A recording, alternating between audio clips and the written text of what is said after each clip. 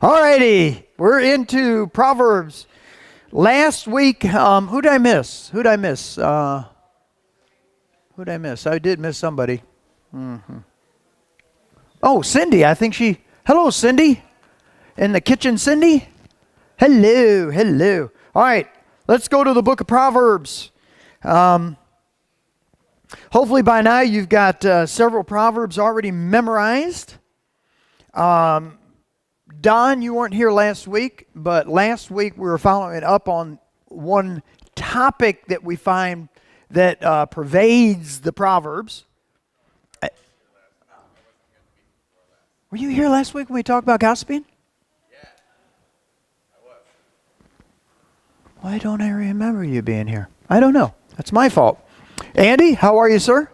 So we started on this thing because Proverb talks a lot about how we use our words and especially how we misuse words.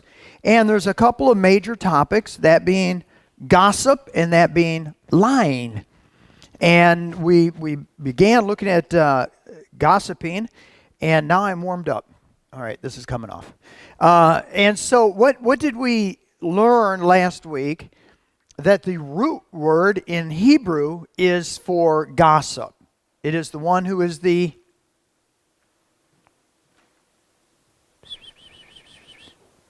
whisperer, the one who whispers. Gossip is kind of like this. I lean over into Betty Jo's ear and I have to whisper. Now, let me ask you all a question. How do you feel? Let's say you're in a social setting. You're sitting around a table. There's 6, 7 people there. 2 people. I mean, you and 2 or 3. It doesn't matter. More than you and another. And at that table, there's a person over there, and they're whispering to the other person. What do you think? Yeah. And why would they not want us to hear what they're saying? Yeah, what reason does their conversation have to be covert? And it's like when I'm preaching. And let's see what 2 people are close together. Well, right here, James and Betty. And so maybe, well, it wouldn't work that way because you don't want to be heard. But you get what I'm saying. In a social setting, when you're normally all would be talking out loud. What are you saying to her over there? Yeah. So that's what the Hebrew, it's the whisperer, the one who's saying something you don't want the other to hear. And there's a reason for why you don't want to. And I mean, that's just a very basic test. That's right, because I asked you about the 4-way test. You were here. So that's a basic test is if that person was here and could hear you saying what you're saying, would you still be saying it? And there are some who will say something terrible and they'll say, well, I'd say it if they were right here. No, you wouldn't. You're just saying that to justify what you're saying is okay.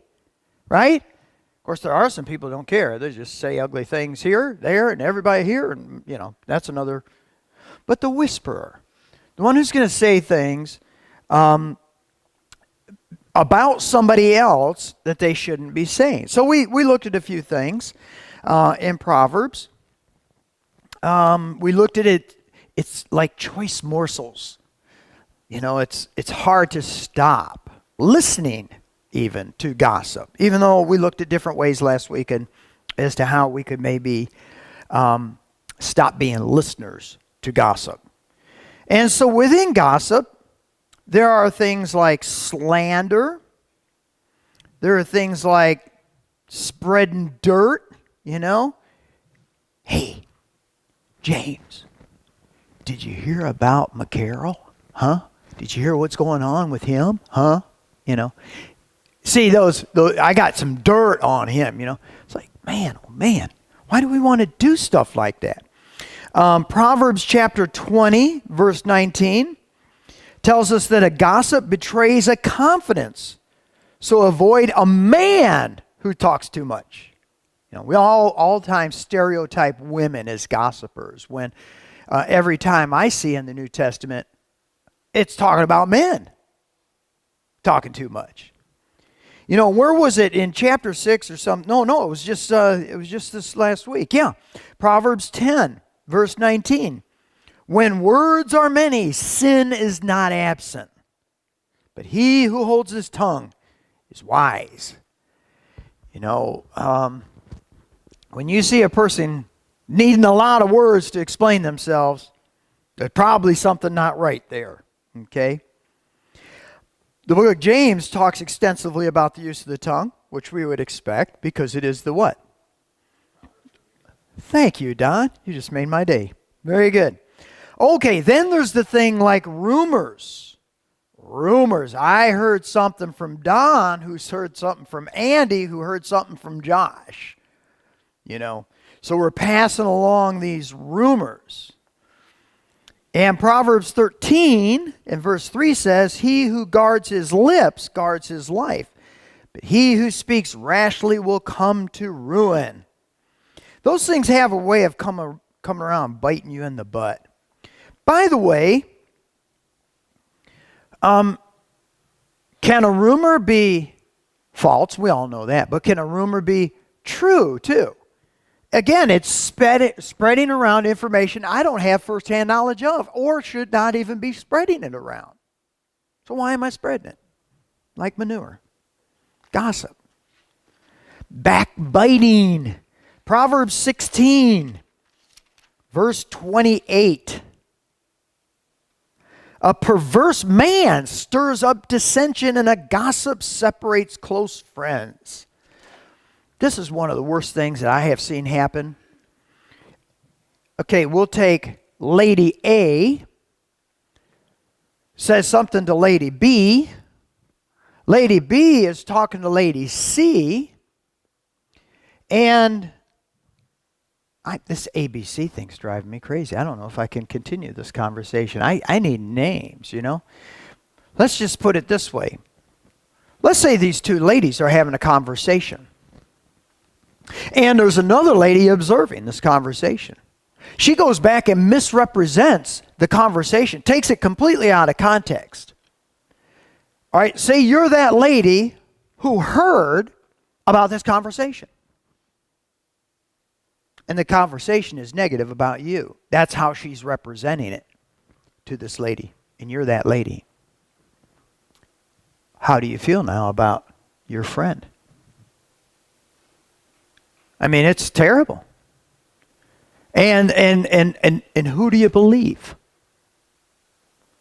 And all this time now, you're going to think badly of this lady here now, whether she did or did not say what she said, and in the context it may be completely different, but now you have a person who has brought forth division. And these close friends are no longer close friends. It's a terrible thing. Yes, Don? I just got this comment. I've been watching some historical dramas like about reigns and kings and queens. Mm-hmm. And gossip is up there with poison and Yeah. arrows and Yeah. swords. It could overthrow a king just as easily. Well, the 7 deadly sins in Proverbs 6, lying is one of them. Proverbs talks about it as being a restless evil. It's a spark that sets the world on fire, you know. And that basically, I like to summarize the Proverbs, the chapter in James is basically our tongue is uncontrollable without God's control on it. And I love Julie's example. That will be my one. From here forth, instead of the feather thing, I like the toothpaste out of the tube. Can you get it back in? Ain't going back in. You've done the damage. You know, so think twice before squeezing the tube, okay? Because these friends are no longer friends anymore and may never, ever gain that trust again because of your mouth. What a terrible thing. What a terrible thing. Proverbs 25 and verse 23. As a north wind brings rain, so a sly tongue brings angry looks. Wow. But Let me do the flip side as I'm almost done with this gossiping thing. A sly tongue. Yeah, that'll bring some angry looks. But let's look at something better. Proverbs 25, verse 11. A word aptly spoken is like apples of gold and settings of silver. What a beautiful thing. What a positive use of your tongue. Have you looked at ways in which you can use your words to make someone feel good? Do you constantly look for that situation where you can say the right thing at the right time that's going to build that other person? Or are you waiting for someone to say something to you? You know, what is the golden rule? Matthew chapter 7, verse 12. Do unto others as you would have them do unto you, which is a wonderful thing because it's a proactive command, and that I am to be doing good. Speaking the words to others that I would love for people to speak to me. And so, man, you did a great job. Wow, that looks wonderful. You look great. You know, I'm proud of you. You know, and on and on. Words aptly spoken. In other words, there are times when we could just bring that word at the right time, and it's like these beautiful gold apples, and they're in these settings of silver. Just a big, beautiful silver tray. All right? How about the not really joking jokes? Have you ever taken some part of truth and turned it into a joke about someone that makes the other question that person's character? Let's see. Anybody in here named Sam? No Sams. I'll use Sam. I got to quit using real people. They're going to think crazy things about people when I use real people's names here. I got to quit doing it. I always pick on James too because he's just close here and he's a great guy. But I'm going to use Sam over here. There's no Sam right there. But let's say maybe if Sam gets off his couch, he'll get out here and help us do this thing that we're doing. Ha ha ha ha ha ha ha. Well, what are we implying through this joke? Sam's a lazy butt. But ha ha ha ha. You know?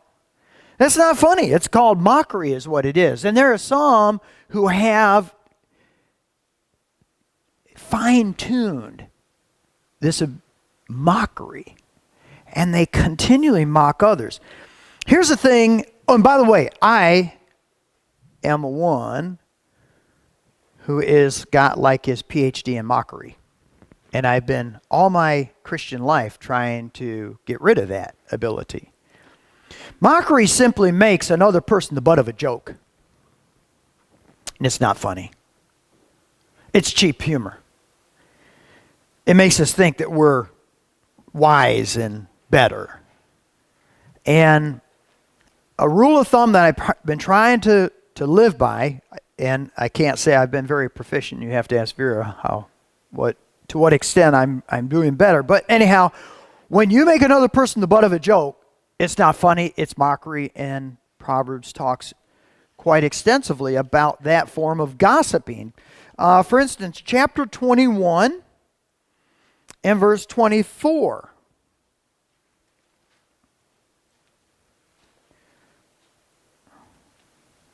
And by the way, I'm going to back up to verse 23 to kind of connect the two together. He who guards his mouth and his tongue keeps himself from calamity.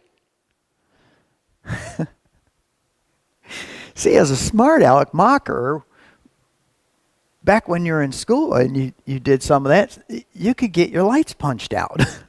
You know, if I learned to shut my mouth, I probably wouldn't get beat up. But they didn't really beat me up because I was very fast and I could run. No one could catch me. Not even some of my teachers could catch me. But they often tried. I know, it's terrible, but it's the truth. Okay, verse 24. The proud and arrogant man, mocker is his name. He behaves with overweening pride. So really when mockery is taking place, what we're saying through this ha-ha joke thing is, I'm better than this guy. I'm better than that gal. I am very proud. Proud and arrogant man, mocker is his name. Okay? Chapter 9 of Proverbs in verse 8. Chapter 9 in verse 8. This is a good one. Again, I'm going to back up one to verse 7.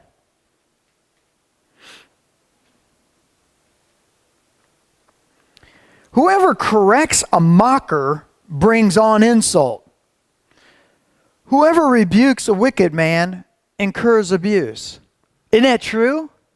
So if someone is making a mockery of someone and you correct them, they're going to turn their abuse on you. Okay? Verse 8. Do not rebuke a mocker or he will hate you. Rebuke a wise man and he will love you. And this just shows the difference in character between mockers and wise people. So if in fact a mocker who's full of themselves, they can do no wrong, they're arrogant beyond all means, they're proud. If you, in a loving way, let them know that's not right, they're going to turn their poison on you. But if you have a wise person who said, you know what, I'm going to pretend I'm wise. You know what, Tom, what you're saying is really hurting that other person's feeling. A wise person would, in fact, love you for that. Thank you for showing me my error. Thank you. I appreciate that. Because a wise person wants to do better. They want to learn. And every single solitary one of us has what we call blind spots. Isn't it amazing when you see someone who is critical of a certain character trait, or let's just say character trait, and they are guilty of it themselves? And you think, don't you see what you do that of that which you are speaking against? Well, so do you. And so do I. We all have blind spots. So instead of us taking such humor in the fact that this person cannot see that they're talking about someone who's arrogant, that they are in fact arrogant, we may want to look at our own house and listen to people who say and show us our blind spots. That's huge. Because when you're driving a car and you have a blind spot and you turn, what do? You run into somebody, right? Isn't it nice for someone to show you your blind spot so you don't crash? So we all have blind spots. Proverbs 22 in verse 10.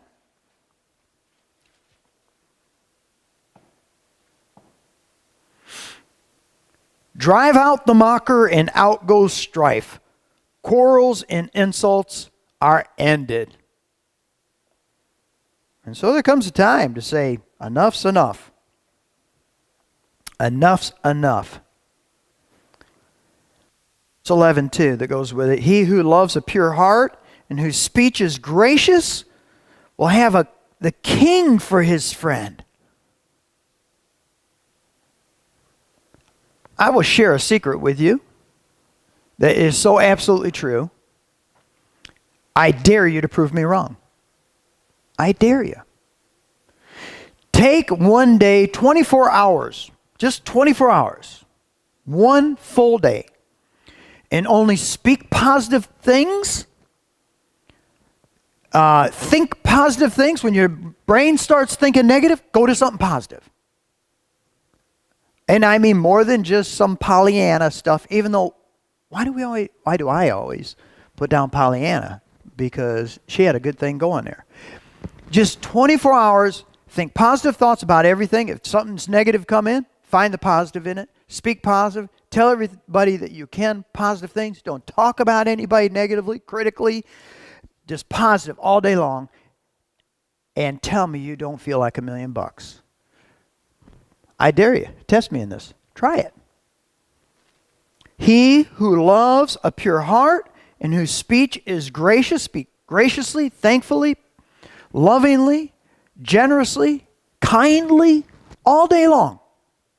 Look for ways to speak kindly, genuinely, but kindly, graciously, lovingly, positively, all day long. And you'll even love yourself. Okay, then there's the idea we do reap what we sow. We reap what we sow. Proverbs 16. Proverbs 16, verse 28. Now, I already shared that one with you. So, a perverse man stirs up dissension. A gossip separates close friends. And so, when we plant these words that cause division, we separate close friends. And that is laid right at our doorstep. Oh, let's see. Okay, one of my favorite, and this will be the last, then we'll move on to lying. Proverbs 26 and verse 20. Now, we did verse 18. Like a madman shooting firebrands or deadly arrows is a man who deceives his neighbor and says, I'm joking. I'm just joking. Ha, ha, ha. Verse 20. Without wood, a fire goes out. Without gossip, a quarrel dies down. Quit talking about it. Don't pass it on. Stay out. Stop it. You be the one who's not going to be the link in this ever-growing chain, to use another metaphor. All right, for lack of wood, a fire goes out. So without gossip, a quarrel dies down.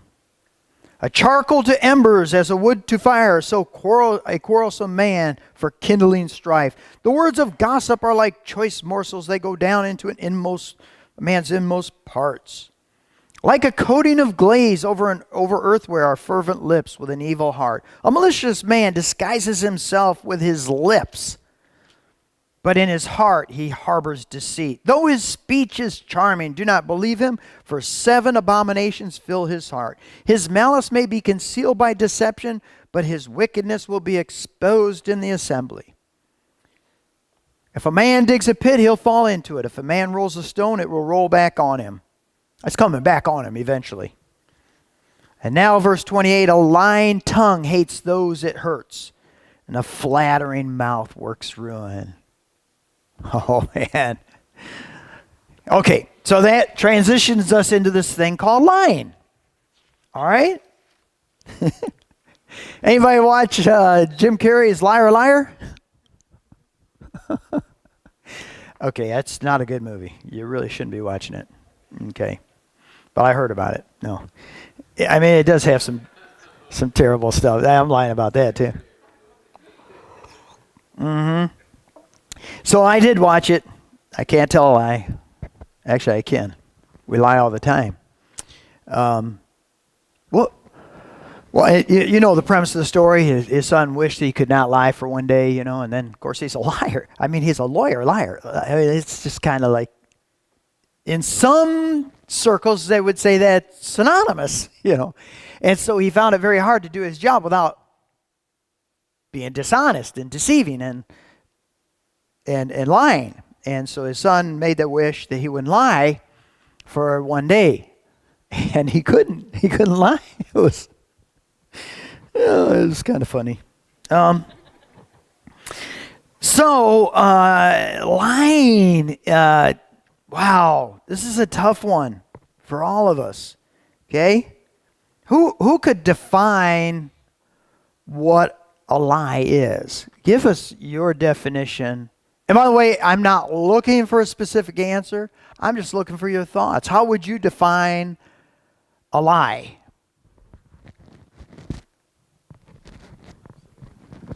The opposite of the truth. Misrepresentation of the truth. Okay. Anybody else?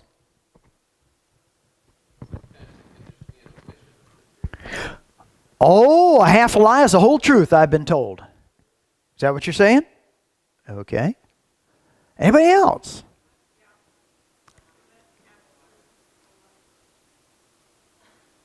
What did I just say? Oh. Half a truth is a whole lie. Yeah, thank you. Strike that, reverse it. Half a truth is a whole lie. Thank you, darling. I love you watching out for me.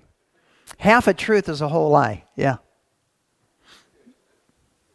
Because a half a lie is not a whole truth, is it?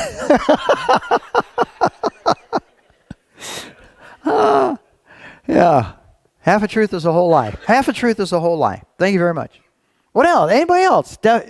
How would you define a lie? Because Randy here says it's just the opposite of the truth. Mr. Don says it's a deception. Could you use the truth and deceive with it? All right. Cool. Other ideas, other thoughts? Exaggeration? Oh. You know what us preachers like to call that? Hyperbole. See? An exaggeration, truth. But and so every time I do hyperbole, is that a lie?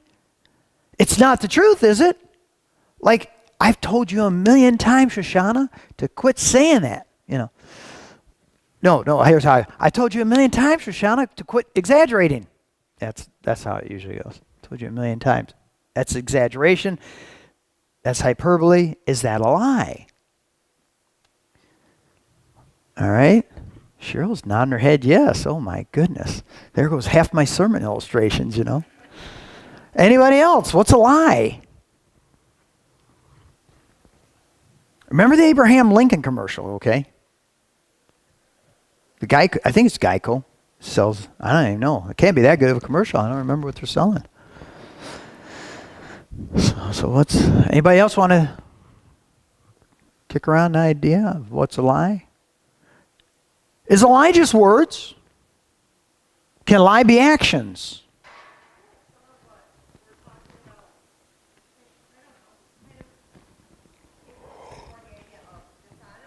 Mm-hmm.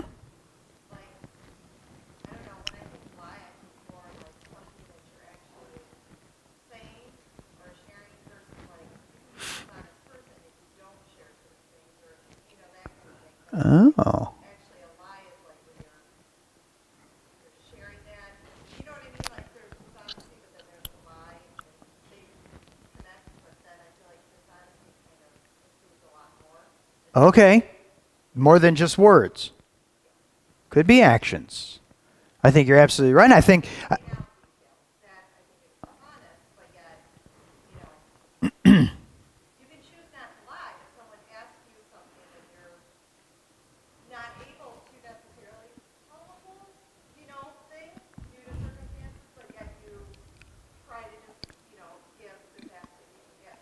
that you can give.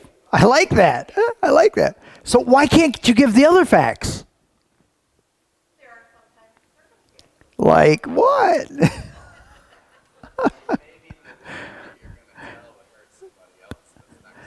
Or maybe yourself. Okay. And is that an exception to the rule? It might be considered dishonest, but sometimes you can't necessarily without creating harm.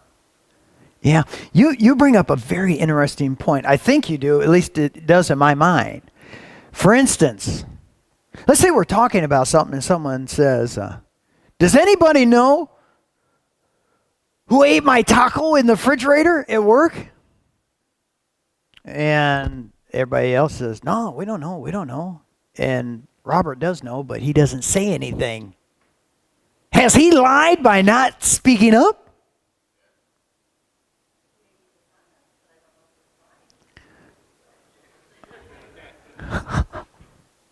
Maybe he ate it. Maybe he ate my taco. So,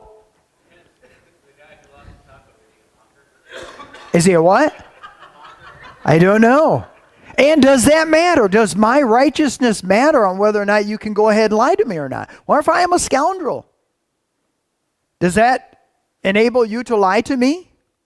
And are lies just absolutely so black and white? You're either on this side, it's the truth, or Randy gave the best definition. Not best definition, but I mean a very decisive definition. It's the opposite of truth. It's not truth, it's a lie. Simple, black and white. There's a lie right here. You either told the truth or you told a lie. One of the two.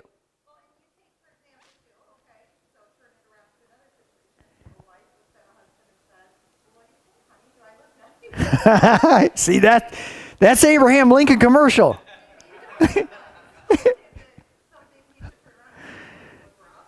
Yeah. Yeah. It's like the guy who says, the wife says, honey, tell me the truth. Does this dress make my butt look big? It's like, no, honey, your butt is what makes your butt look big. No. And you can't say that.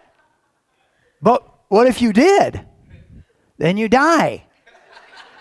Is you're honest, but you're dead and honest. And so seriously, I mean, things as simple as someone saying, hey, how you doing today, Randy? Randy says, hey, I'm doing fine. Well, and, he's got this going on in his life. He's not really fine. Has he just lied to me? That's not a fair representation of the truth. Does that make him a liar?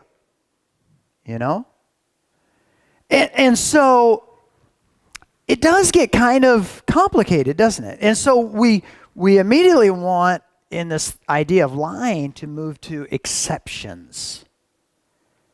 And so I looked up in my New International Encyclopedia on Bible stuff, and they define lying. It's a huge section because there's so many different synonyms attached to lying: falsehoods, false sayings, dishonesty, and the things that you were bringing out, Julie. But the core definition is this: it's a statement used with the intention of deceiving or defrauding. Not only the spoken word, but also actions. Or, for instance, an idol can be called a lie. It's not the truth. Going back to Randy's definition. An idol is not a god. It's a lie. It's a physical lie. It's not a god. Now, I want to get back to Julie's exceptions clause. What do we usually call a lie when we want an exception to it? A white lie, right? White is nice and pure color, like the freshly fallen snow, and it's like, it's a white lie. What about that? Can anybody think of any, because I've listed 1, 2, 3, 4, and then there's more, but 4 places in the scriptures where people clearly have lied and have been commended, not for the lie, by the way, but they have been commended, like the first, second example, they're commended over in the Old, it happened in the Old Testament, they're commended in the New Testament as a person of faith. And so they weren't condemned for their outright lie, but for their faith in God, they were commended. Can you think of who I'm thinking of? I'm not aware of the David one. I don't have it as one on my list, but if you can find it. The one where he sent the guy out to be killed because he slept with his wife. Oh, he suffered badly for that. You're talking about David and Bathsheba? Yeah. I thought you were going to talk about when he went and met with the priest and he said, hey, what's going on with you? And he said, well, I'm on a mission for God here, And then, of course, Saul killed all the priests and things like that. So there's a couple of lies David told. Every lie David told, I think, ended in disaster. I'm not aware of any that it ended up good.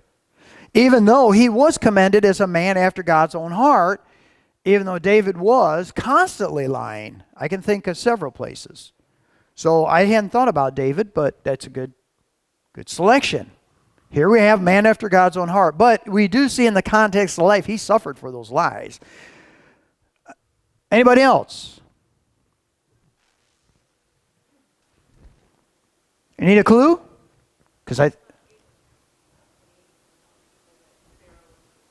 Oh, yes, he was a liar. Man of faith, the father of the faithful, and yet he lied. But how later on did he justify it? Right. He said, you would have killed me. But he also said, well, really, she is my sister. He married his half-sister. So half a truth is a whole lie. I'll keep it straight. Okay, another good example. What's another one? How about when the spies came into Jericho? Who did they talk to? Rahab, right? Rahab. And all of a sudden, here come the people from Jericho, and she hid them on the roof, and then sent them on their way, and they said, hey, where are those guys? Oh, I don't know. I think they went down over the river. Go check on them. I mean, he flat out lied. She lied. And yet she's commended as a person of faith. She wasn't ever in Scripture rebuked for her lie. How about the midwives? When they were commanded by Pharaoh, kill all them babies. Right? Remember that? They didn't kill them. She said, hey. So Pharaoh comes and said, hey, what's up? Why didn't you execute them babies? You don't understand those Hebrew women, man. They're hardy. Hey, you go out to help, and it's like, boom, they popped out that baby, and they were just fine. They did it all themselves. It was too late. Moses. And the midwives who were supposed to kill the babies, and they didn't. How about Ehud in Judges? You remember Ehud, the left-handed man? He told Eglon, come, I have a little message for you, Eglon. Let's meet in private, and I'll tell you about it. Remember he pulled that sword out, went right into his stomach, came out the back. It's pretty gross. It's not really a good Bible story for kids. But also Jael told Sisera, come on into my tent. I got some milk and curds for you.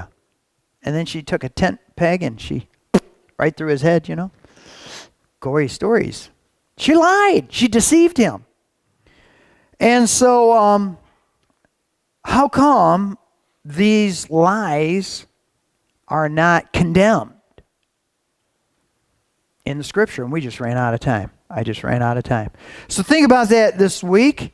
Next week we'll finish up on this lying theme through Proverbs and hopefully wrap our heads around what is it about lying that God hates, and what's the spirit of lying, and when is it very destructive? Well, I think I just gave you a really good clue. All right. Thank you very much. Great class.